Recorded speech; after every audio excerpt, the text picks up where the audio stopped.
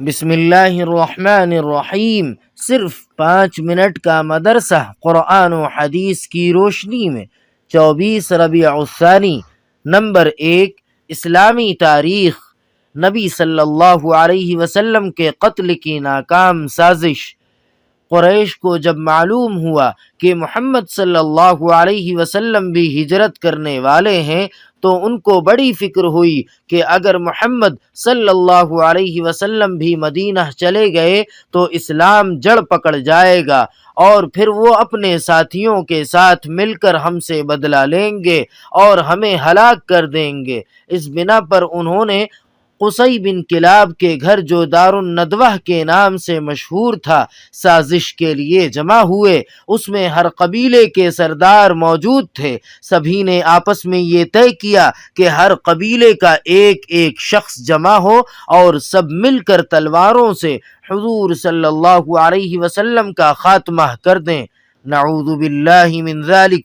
اس فیصلے کے بعد انہوں نے رات کے وقت رسول اللہ صلی اللہ علیہ وسلم کے مکان کو گھیر لیا اور اس انتظار میں رہے کہ جب محمد صلی اللہ علیہ وسلم صبح کو نماز کے لیے نکلیں گے تو تلواروں سے ان کا خاتمہ کر دیں گے، مگر اللہ تعالی نے رسول اللہ صلی اللہ علیہ وسلم کو قریش کی اس سازش سے باخبر کر دیا۔ اسی لیے آپ رات کو اپنے بستر پر حضرت علی رضی اللہ تعالی عنہ کو لٹا کر سورہ یاسین پڑھتے ہوئے اور ان کے سروں پر مٹی ڈالتے ہوئے ان کے سامنے سے گزر گئے اور اللہ تعالی نے ان کی آنکھوں پر پردہ ڈال دیا۔ ان لوگوں کو کچھ بھی خبر نہ ہوئی۔ صبح کو جب انہوں نے حضرت علی رضی اللہ تعالی عنہ کو باہر نکلتے دیکھا تو بہت شرمندہ ہوئے۔ نمبر 2، حضور صلی اللہ علیہ وسلم کا معجزہ، بکری کا دودھ دینا۔ حضرت عبداللہ بن مسعود رضی اللہ تعالی عنہ فرماتے ہیں کہ میں مقام جیاد میں عقبہ بن ابی معیط کی بکریاں چرا رہا تھا۔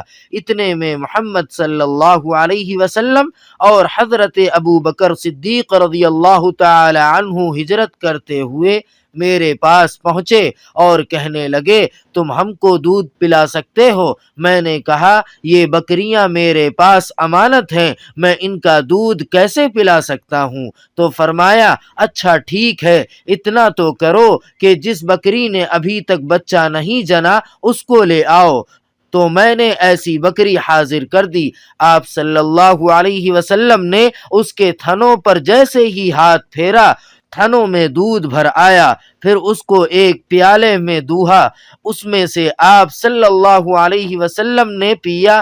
پھر حضرت ابو بکر صدیق رضی اللہ تعالی عنہ کو اور پھر مجھ کو پلایا اور تھنوں سے کہا، سکڑ جاؤ، تو وہ تھن اپنی پہلی حالت پر لوٹ آئے۔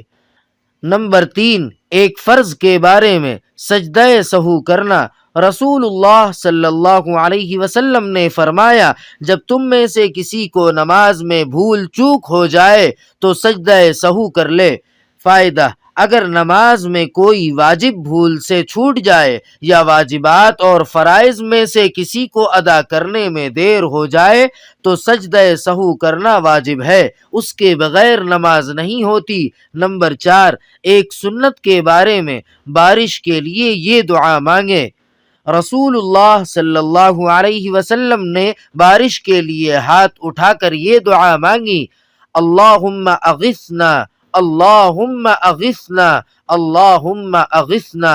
ترجمہ، اے اللہ ہمیں بارش عطا فرما، اے اللہ ہمیں بارش عطا فرما، اے اللہ ہمیں بارش عطا فرما۔ نمبر 5، ایک اہم عمل کی فضیلت، گھر سے وضو کر کے مسجد جانا۔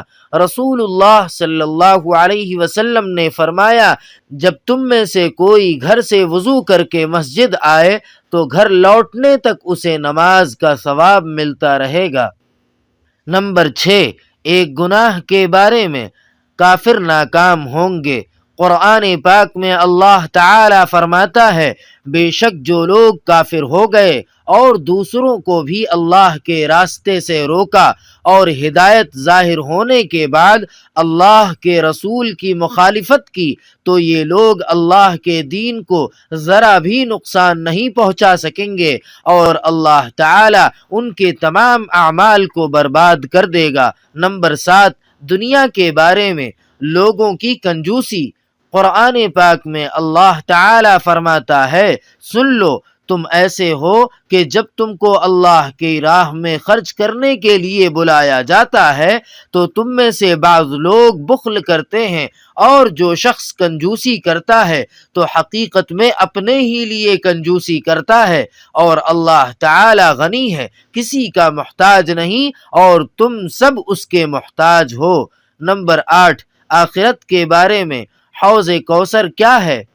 رسول اللہ صلی اللہ علیہ وسلم نے فرمایا، کوثر جنت میں ایک نہر ہے جس کے دونوں کنارے سونے کے ہیں، اور وہ موتی اور یاقوت پر بہتی ہے، اس کی مٹی مشک سے زیادہ خوشبودار، اس کا پانی شہد سے زیادہ میٹھا، اور برف سے زیادہ سفید ہے۔ نمبر 9، طب نبوی سے علاج، ورم یعنی سوجن کا علاج۔ حضرت اسماء رضی اللہ تعالی عنہا کے چہرے اور سر میں ورم ہو گیا، تو انہوں نے حضرت عائشہ رضی اللہ تعالی عنہا کے ذریعے آپ صلی اللہ علیہ وسلم کو اس کی خبر دی، چنانچہ حضور صلی اللہ علیہ وسلم ان کے یہاں تشریف لے گئے، اور درد کی جگہ پر کپڑے کے اوپر سے ہاتھ رکھ کر 3 مرتبہ یہ دعا فرمائی، بسم اللہ اللہم اذہب عنہا سوءہ وفحشہ بدعوہ نبیک الطیب المبارک المکین عندک۔ پھر فرمایا یہ کہہ لیا کرو۔ چنانچہ انہوں نے 3 دن تک یہی عمل کیا تو ان کا ورم جاتا رہا۔